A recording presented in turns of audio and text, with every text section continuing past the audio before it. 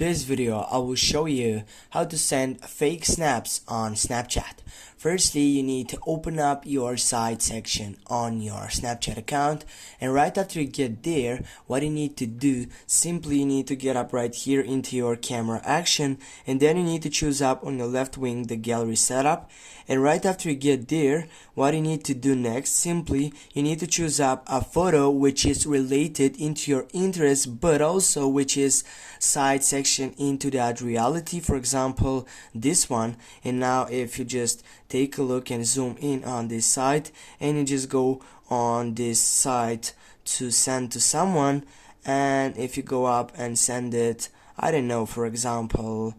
to this person right over here,